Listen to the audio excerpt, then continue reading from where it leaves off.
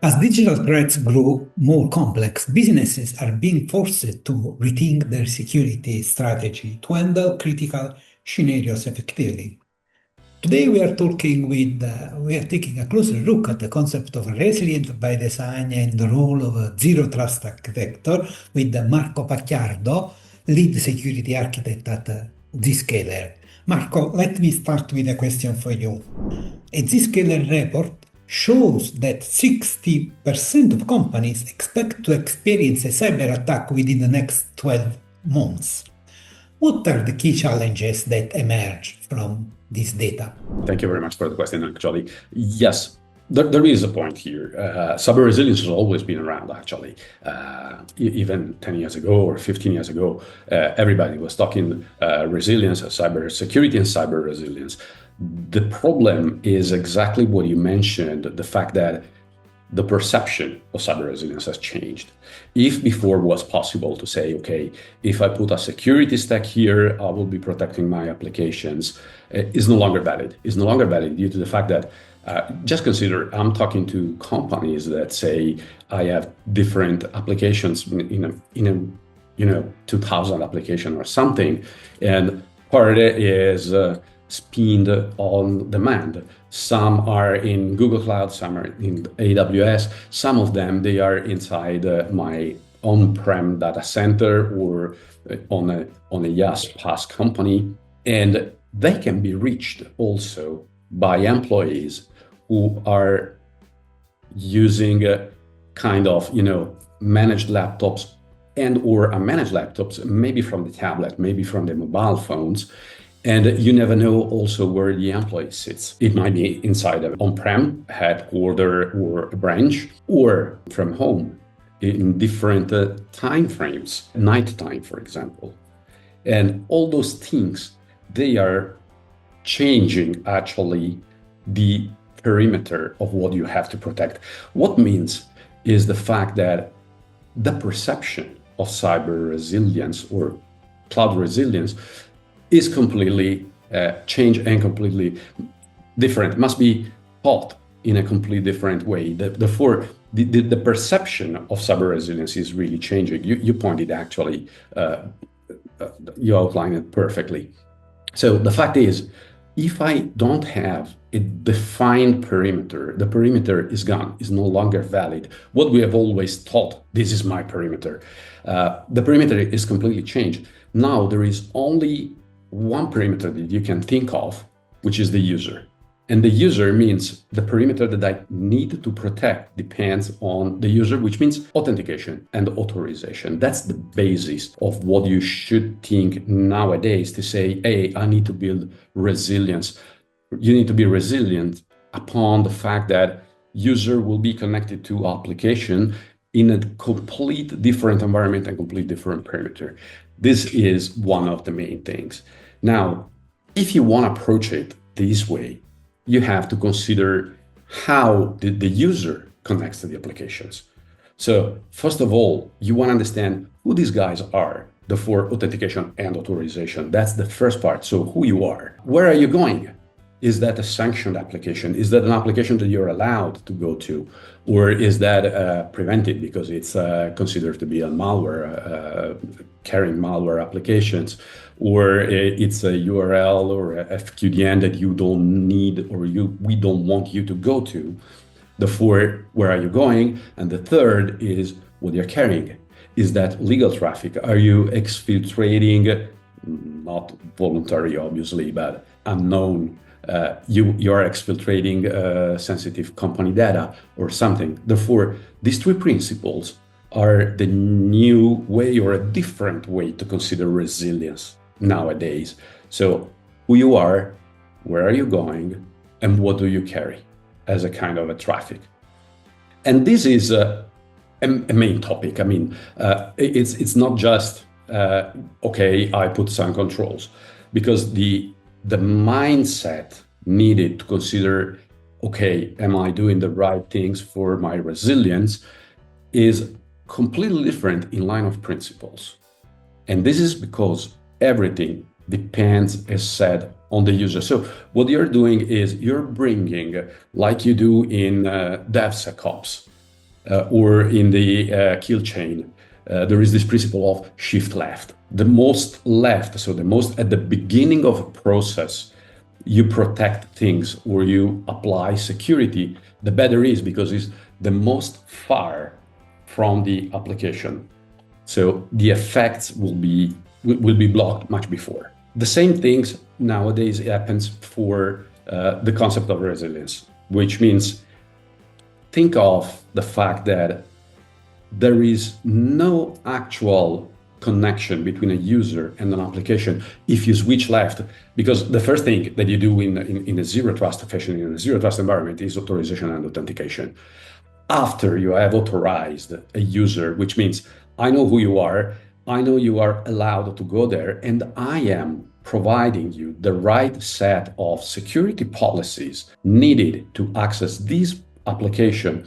And only after all those controls, you actually provide access to the application, then the paradigm is completely different, because you are no longer saying, oh, I am controlling the access to the application. No, I am not providing a network path to the application. I am connecting the user to the application only after this set of controls, which is completely, this means it's a complete different perception. And companies should adopt this.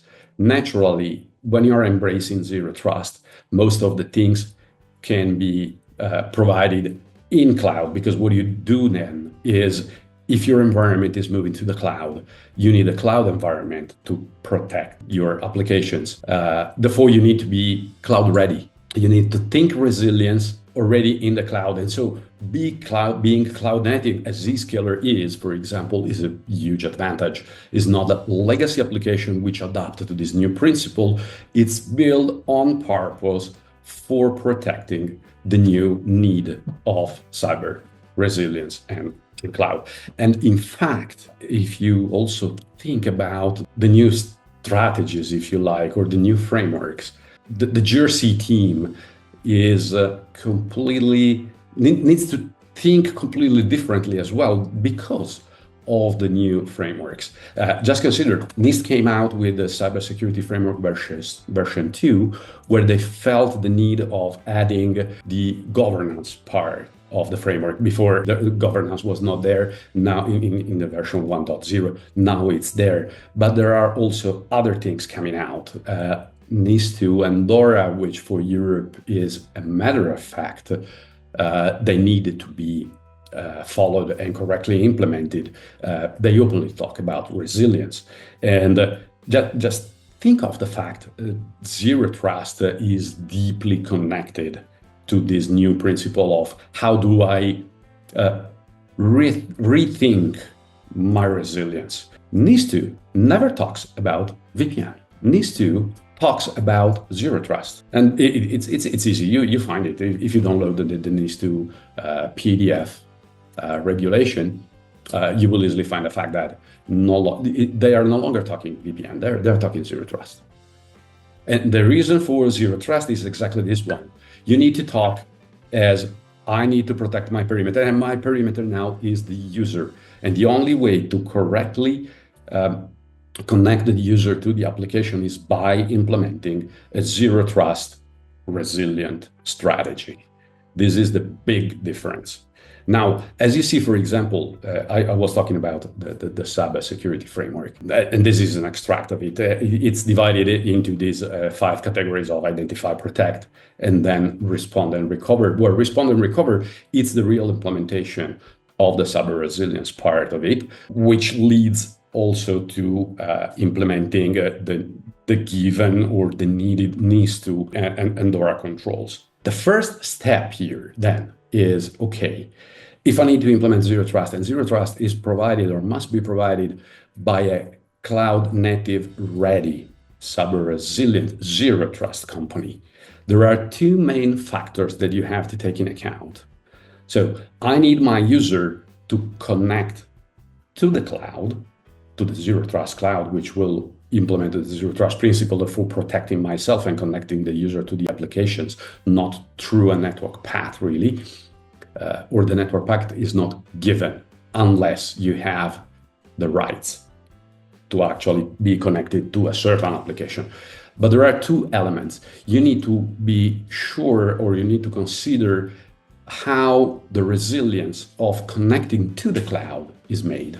You see in this first slide, the title talks for itself, resilience to the cloud. So how can I guarantee that my user can connect to the Zero Trust cloud in any circumstances, given that there might be minor failures, blackouts. Blackout can be my nearest POP to which I'm connecting is down for any kind of reason. There are obviously principles where you can say, okay, let the guys be connected to the next closest one. This is just a simple example, obviously. Same thing for the brownout, where not just the POP, but possibly one region of POPs is down, and even catastrophic event, the internet is down. There are ways, and Zscaler is ready and prepared to approach also these things. Also in case with Zscaler, also in case of major incident or disruptive incidents, have a way to let the user keep on working. And keep on working means the definition and the bottom line of cyber resilience is the fact that a company must be able to continue doing its business purpose functions even in adverse conditions. Therefore, even if the internet is down, we have a way to let the customer continue his normal operations. The second aspect is the resilience of the cloud itself. So you just don't want to be sure that you can connect under any circumstance to the cloud, but you gotta be sure that the cloud keeps on working, even in adverse condition. And this involves, obviously, it's not just about, load balancing, disaster recovery techniques, being resilient to the cloud, but it's how the cloud is resilient. And you need to be, as we said before, cloud ready. Legacy doesn't work and doesn't fit very well for the new Zero Trust approach. You need to be cloud native, and you need to have something that is absolutely resilient as a cloud itself. Zscaler is resilient also because you need to understand the operational processes behind it. We have operational processes that enables our cloud to keep on doing its purpose, so to provide zero trust security principles to the company under any circumstances. So resilience to the cloud and resilience of the cloud. This is what is needed nowadays. Just one quick thing before going to the next questions. Sorry, Antonio. Absolutely. This is kind of different, but it fits perfectly inside what the new standards and the new frameworks are asking for. I'm talking about NIST 853 and one which is particularly of interest just because it's an architectural implementation. It's a framework which talks about architectural implementation of the cyber resilience. So it's a framework which talks openly about cyber resilience and obviously is cross-mapped with the CISA Zero Trust Maturity Model, DoD Zero Trust Implementation Architecture, but also ISO 27001 Cybersecurity Framework. You can leverage it to be compliant with the NIS2 and DORA, and eventually also IoT and OT stuff. Marco, sorry. Let's also touch on the need for continuous update to deal with emerging threats, like artificial intelligence. This is a very good point, Antonio, actually. AI is kicking in very strongly on the bad guys. Just consider the fact that if we look at the kill chain, one of the first phases after reconnaissance and after I have gathered the information needed to actually compromise your environment is the fact that you have to create eventually tools that helps you in compromising the information that you have gathered, so the environment that you want to actually break into. Creating a Python script, and I'm talking also a little bit by experience here, is easy, quick enough to say, hey, I need a new Python script to actually exploit these particular vulnerabilities that I have gathered for it. And I can ask AI to help me in writing this Python script that will shorten the old kill chain time frame, not only but makes it more kind of 0 days, because you always have fresh new tools handy to do this. And that's the reason why one of the mantra in this area is the fact that there is a sentence, fight AI with AI. So AI is needed to also protect, because AI can be used for exfiltration or building new tools. Here, Zscaler use AI very deeply, and it's very deeply integrated into the cybersecurity architecture of Zscaler, whereas we have ways to leverage it naturally. It will require more deep and longer conversation, but in nuts, we use it to understand what's out. So our threat labs, the guys that do threat analysis, threat hunting, et cetera, they leverage AI as well. We do it for segmentation. Zero trust segmentation is one of the pillars of zero trust when you implement it correctly. So the user has the right to actually access this application. You want to have those applications actually correctly segmented to ensure that they are absolutely protected. And we use AI also to protect segmentation and to help actually the segmentation strategy of the customers. It's used also in dictionaries to understand if some information are exfiltrated for DLP function. Not only, we use also to score actually the user risk profile, because before the user gets connected to one application, you want to ensure that he has the right set of policies, like least privilege, for example, or is the user allowed to just see this application or to write to this application? Can he upload information or can just read information, et cetera, and all those things, they are managed also with the aid of AI, attaching as well a risk profile to the user. And the risk profile to the user is very sensitive things, which might help in, for example, for 0 days. Whereas we were talking about resilience. Resilience is how a company can keep on working even in adverse conditions.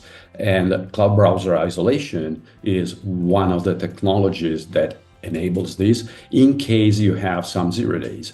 In case of 0 days, what you want to do is you want to send probably the new 0 day or the new file that you consider being a 0 day to the sandbox to be detonated. But meanwhile, you don't want to stop the guys working. You want to have your employee keeping on working. And that can be done through cloud browser isolation, whereas we actually detonate or we execute the active part of a web page, and we only send the let's say the visual or the graphic representation of the web page down to the user. Therefore, if there is any 0 day in the active part of a web page, it never goes down to the client, to the laptop of the employees. It will still sit and be executed on our premises, where we have all the controls to actually manage it in a secure way. And those are not the only things, but it's just something to say we are using AI very, very intensively to understand what are the risks, to understand what are the threats, to score the threats, to understand new threats. And meanwhile, we are doing all this, letting the user going on with his normal operation in a secure way. Marco, I would now like to explore the shift from a traditional security mindset to a resilient by design strategy. One major issue is that many companies still prioritize prevention over response and recovery. Why is this a problem, and what changed with the resilient by design approach? Yes, you're right, Antonio. The fact that, how can I say, recovering is or should be actually an aspect that must be integrated into the cyber resilience strategy or a resilience strategy. you gotta be resilient by default. That's the other mantra that we're talking these days, Antonio. And therefore, it must be part of a risk management strategy. The risk management strategy shouldn't take into account just the fact that, I have resiliency, but indeed, if something happens, part of resiliency is how do I recover if something bad happens?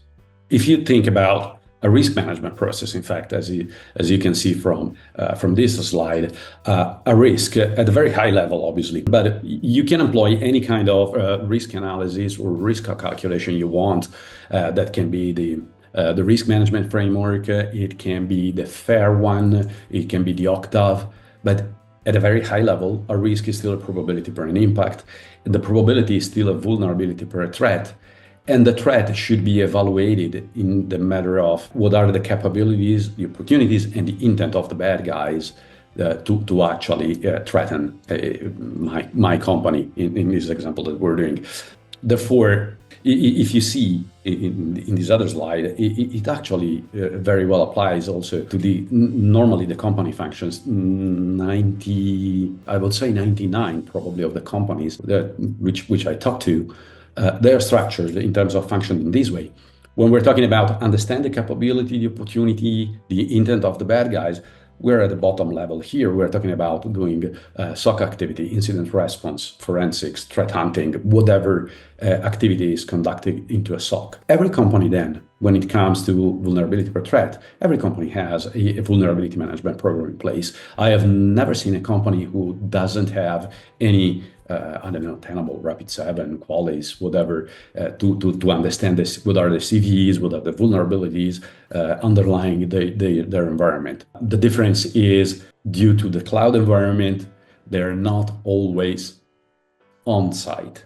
That's the only difference. But then all those two levels of data and the information needs to be put in context, needs to be evaluated by the enterprise risk management function, which actually needs to provide all the scoring and the element which are relevant then for the GRC team, the CISO team, the board of directors to understand the residual risk, the risk appetite, and therefore the budgeting needed to implement it better or to modify the environment. And here in between these two levels, we're talking about the restore part. So it's part of an integral process. The next slide, in fact, put in context the same model with the four main goals of the cyber resilience framework, which is an architectural framework, actually, from the NIST and the MITRE. It's been written by both guys together. But whereas you see the first level is the ability to anticipate risks. The second level is about being able to withstand risks. And then when you talk to the enterprise risk management guys, it's also about how do I recover? And with all those elements, I have all the information needed to adapt my security or cyber resilient architecture to evolve and be adapted and evolved to the new threats and to the new risks that are facing. The beauty is here, if you need the definition of these four goals, and they come really from the standard itself, we are always talking about business function and mission function. We're not talking technical risks. Therefore, recovery is part of the integral process of resiliency, meaning exactly what we said before. We need to be able to continue our business and mission function activities and operations under any kind of circumstances. That's really interesting, Marco. Can we talk about the importance of bringing prevention, response, and recovery together into a single unified strategy? Right. Yeah, that's absolutely right.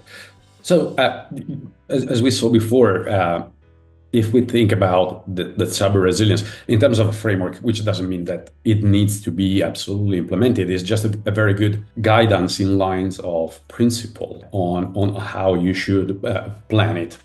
So it's a way to say, yes, we need not only to be able to anticipate the risks, not only the ability to withstand the risks where you need to be resilient ready, connecting to a zero trust environment, which is cloud ready. Recovery, it's an integral part of the same process, because without those three abilities, you will never be able to actually evolve and adapt your architecture to the new needs, to the new threats. This is very well witnessed by the cyber resilience framework, which is the NIST 800-160. It's the version 2 in this case. But any kind of GRC, which talks about risk management, the cybersecurity framework, the 853, the NIST, etc., they ask you to actually have an integrated functionalities to actually be resilient, which again means the ability to be able to anticipate, to withstand, to recover, and to adapt. And this is a circle. This is something that you always have to do and always have to improve. Therefore, yes, Antonio, this is the one of the main part that you just cannot say, I want to implement just business continuity and disaster recovery, which is not bad, but it's one part of it. It's one side of an unicum that needs to be implemented altogether. Anticipate, withstand, recover, adapt. But how can we highlight the advantage of being proactive rather than reactive when facing threats? Yeah. So being proactive is actually, for what we have seen before, is actually embedded, and it's part of the same process of the ability of being resilient. Where do you see the proactivity is in the first and the end phase. For example, we were talking about the ability to anticipate and the ability to actually evolve. And those are the two main elements that helps you in being proactive when you want to be resilient. And resilience by default, I would say, which is something completely different from implementing a disaster recovery plan, So how do you, for example, anticipate? Anticipation, we were talking right before about cloud browser isolation, which is one of the techniques when it's embedded together with the sandbox. It's a way to actually being able to anticipate threats. Naturally, our threat intel is fundamental to this. We have a function in Zscaler, which is called the Threat Labs, and they do exactly what their name means. They do threat intel, and they apply the rules on all the Zscaler platform as soon as they come to it, which means consider if you're not involved in any kind of particular attack, but our threat labs discover a new threat, a new attack, a new malware. Today, that will be available in terms of countermeasures. So in terms of, IOC, Yara rules, whatever it is, or a new DLP, dictionary, etc., immediately for all the customers.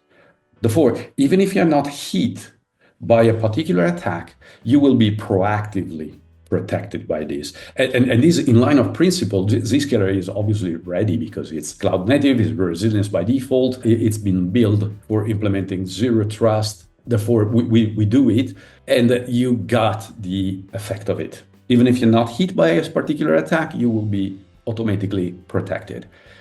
This happens, for example, even when we detonate a kind of a new file. We have a file we detonate in our sandbox, and we realize that, this is a malware file. We have obviously the information from our sandbox in terms of, for example, IOCs, etc. And if someone fakes this particular file, then the IOC to be protected through a process that we call on-purpose cloud effect will be spreaded among all our customers.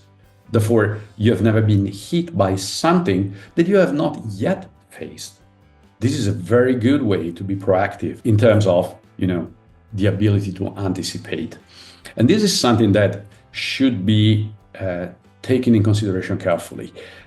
Also, when you need or want to comply to a particular cybersecurity framework. Look at this slide, for example, when we talk about the different frameworks and we put them in context with the main 4 goals of the cyber resilience framework. So anticipate, withstand, recover, and adapt. And you will see that most of the different framework existing, either they are strategical framework, either operational framework, either both sometimes, they sit mainly in between withstand and recover. They don't embrace fully anticipation and adoption. One of the examples, and here, I'm talking also about the NIST CISA Zero Trust framework and the NIST2 framework, which means the DORA as well, naturally. So the ability to anticipate and adapt, which is part of the cyber resilience itself and needs to be included into it to ensure to be proactive. First, proactive in understanding what will happen, the ability to anticipate, but also the ability to be proactive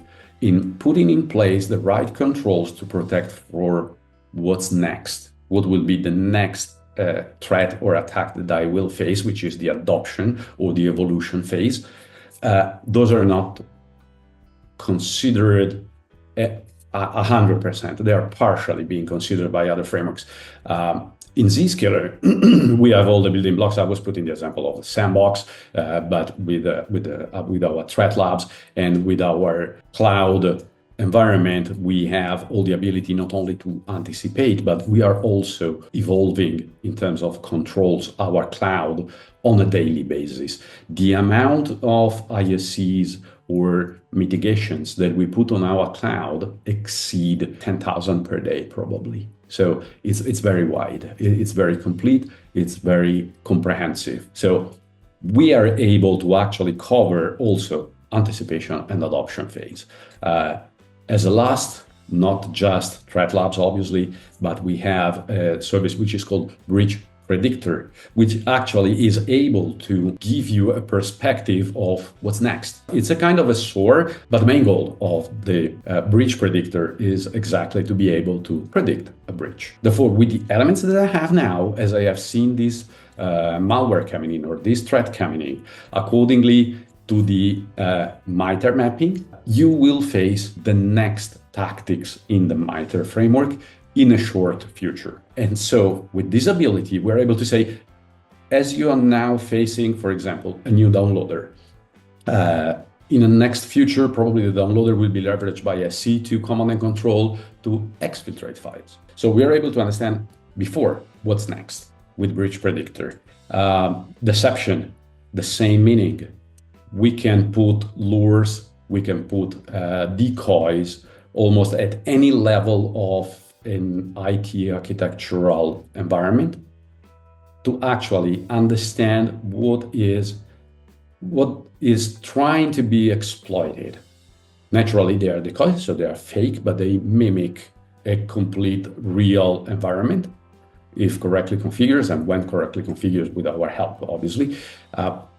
Then we know that, someone is trying to exploit this particular decoy, which may, I don't know, let's say it's a Oracle application. So you know that there are some guys that are actually trying to threaten your Oracle environment, the production one. So you have the ability actually to evolve your architecture or your security controls much before the attacks comes to the production environment. So this is the reasoning and on the real importance of being proactive when doing this kind of evaluations. So it's not just being able to have some bunch of firewalls or some bunch of EDRs or whatever. It's an integrated security environment which has the ability to understand what will happen in the near future or what the guys are trying to do, not yet completed, not yet done, which means two things actually.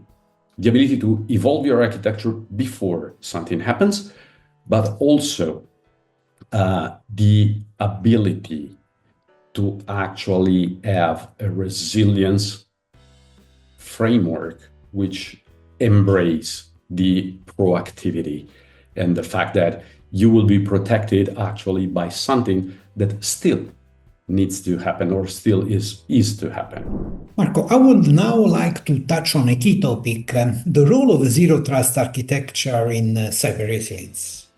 The report we mentioned earlier highlights zero trust as a critical factor in strengthening resilience.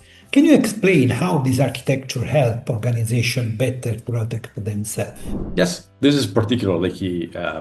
And the fact is, as we said before, if you don't have any longer a perimeter, there is nothing you can give trust to.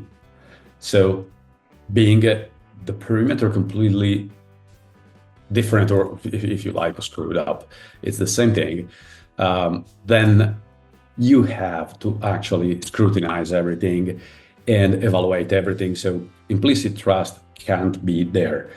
This is one of the main principles of the zero trust architecture and principle, whereas the authentication and authorization of the user always needs to be there, and it needs to be included into the right policy. Therefore, yes, implicit trust is gone. Everything needs to be inspected, everything needs to be scrutinized, and the user needs to prove his trust. That's the core principle of zero trust, and that's why the name came in. Zero trust is exactly this. Not only, we can go a little bit further here. In terms of trust, it's because there is a kind of a kill chain that is slightly different. As the environment changes, as the principles are changed, there is no longer any kind of defined perimeter if not the user, and the user is the only viable perimeter at the moment, then possibly the kill chain needs also to be evaluated or scored, if you like, differently. In this slide, what we see are the differences between the kill chain from the Lockheed Martin that came in a time where legacy environment were there, where implicit trust was still possible. The 7 layers of the Lockheed Martin kill chain, they are, due to the new environment, they are now being, I don't want to say replaced, but expanded by the MITRE tactics. And so if you see below, there are the 14 MITRE tactics, and they can actually be reconciled to the 7 layers of the kill chain itself. But the point is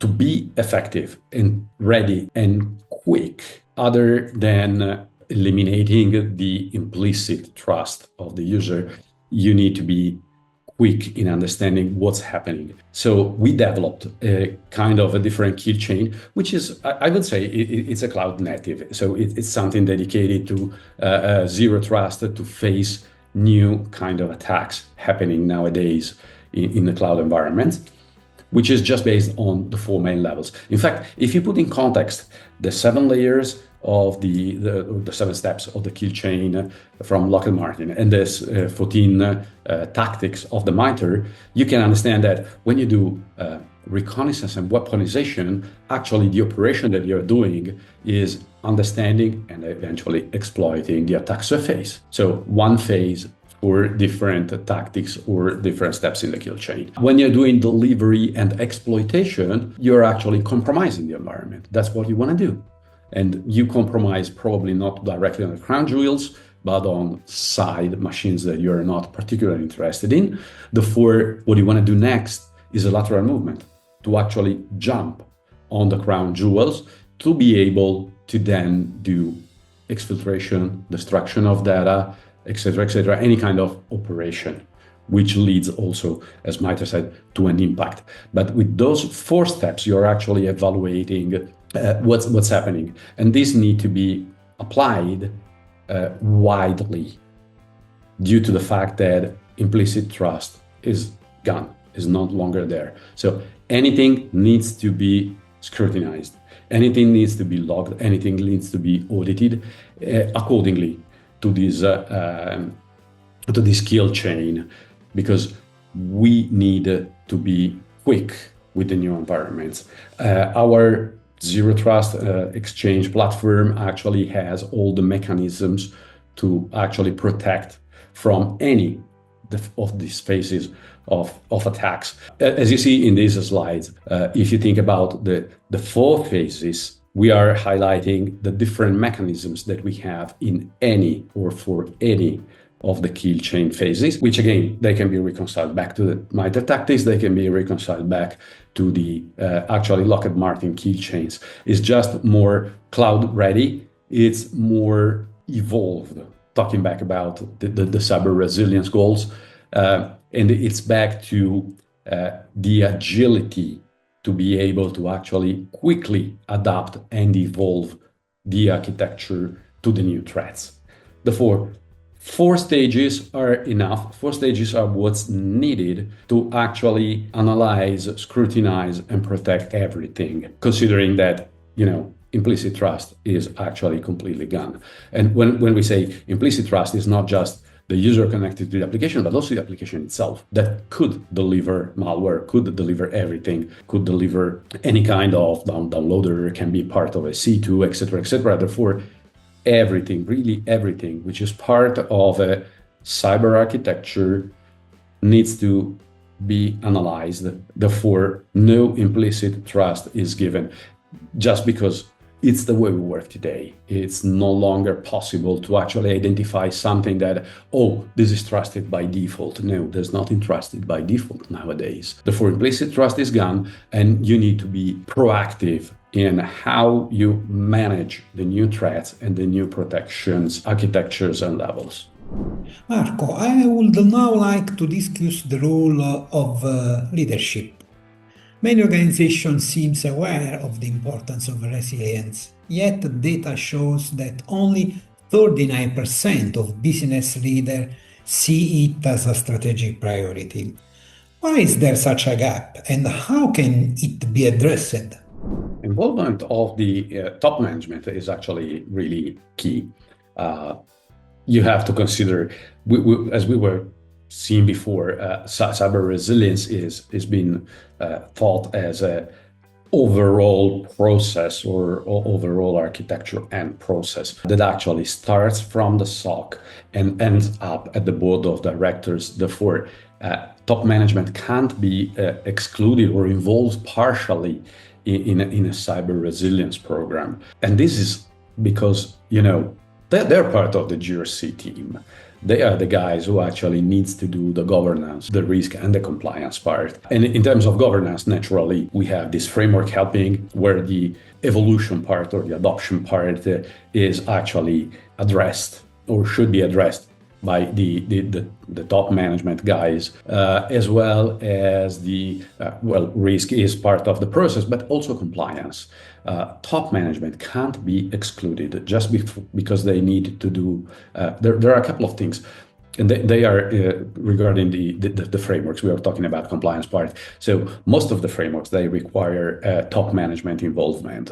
Establishment of an ESMS is being there since BS 7799, actually, not even the ISO 27001. So it's been agreed by the community since the last 1999, so the last 26 years. But also nowadays, if you think about the old GDPR, if you think about the NIS2, if you think about DORA, those compliance frameworks, they are addressing also in terms of the legislation, the top managers. So the responsible, they take the risk to go to jail. So if I would be a top manager, I wouldn't like to be excluded from actually this cyber resilience process. It needs to be there, and not just to witness the willingness of the company to actually follow a particular cyber resilience or cybersecurity framework or program, which one is doesn't matter that much, can be cybersecurity framework, ISO, or whatever,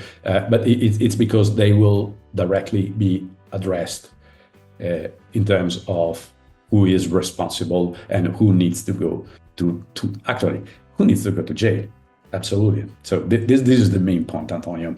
Top management can't be excluded, needs to be part of the integral process. Marco, I know I'm taking up a lot of your time, but I have one last question for you.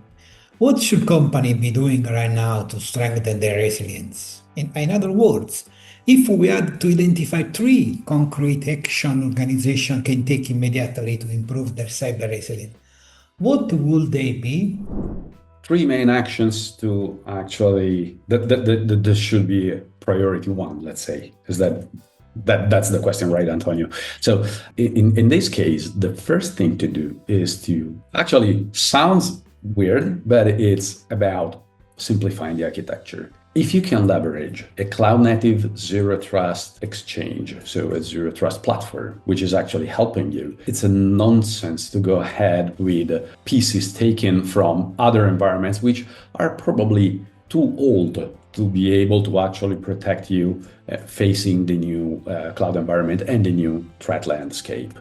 What you want to have is a simplified environment, whereas the security is taken over by the Zero Trust company.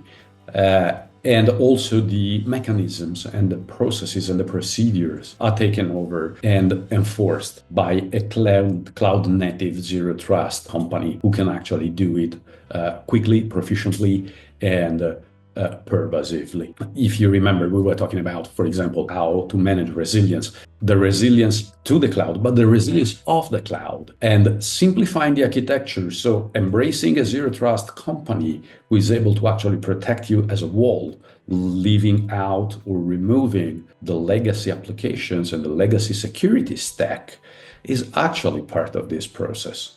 It's part of being resilient and ensuring that your resilience is part of yourself. So the cloud is resilience. The resilience of the cloud is something very important. Naturally, being in cloud, being managed, and being adapted and evolved by a company who does this as a mission, it's actually a simplification in the architecture. This is not just fluffy reasoning. This is the fact that when I think about companies who need to actually embrace Zero Trust and our ZTA, our cloud, the onboarding is a process which lasts few weeks. I'm not talking months, I'm not talking even years, I'm talking weeks, and even in large enterprises. So simplifying is possible if you embrace Zero Trust, if you embrace a resilient Zero Trust company. Therefore, redundancy, failover must be there, and they are obviously embedded. And this is kind of an extension of the principle of, the implicit trust that we were talking before. No implicit trust. Everything must be proved and tested. As an example, we have purple team exercises that we run together with the customer to actually test some, I don't want to say crisis environments in terms of shutting down a POP or whatever, but actually testing the resilience of the cloud when it comes to threats. So we have environments where we as Zscaler, we play as the red team. We attack an environment. It's not customer, obviously, environment. It's a testing environment that can be set up as the customer configuration, exactly the same. And we can fire the attacks, and the customer can be part of the blue team. So they can understand not only what is going on, what's happening, and what's the way of being protected, but also what are the rules to actually that needs to be configured to be protected by certain kind of threats or attacks or whatever. But so that's the 3 main activities is simplify the architecture, going towards a Zero Trust architecture, being able to integrate or embracing a Zero Trust company which already embeds redundancy and failover. Therefore, resilience must be there by design or by default, if you like, and then test it, try it, and do a purple team exercise, test what's going on, test if it works correctly. Thank you, Marco. Really appreciate your time and your valuable insight. Thank you.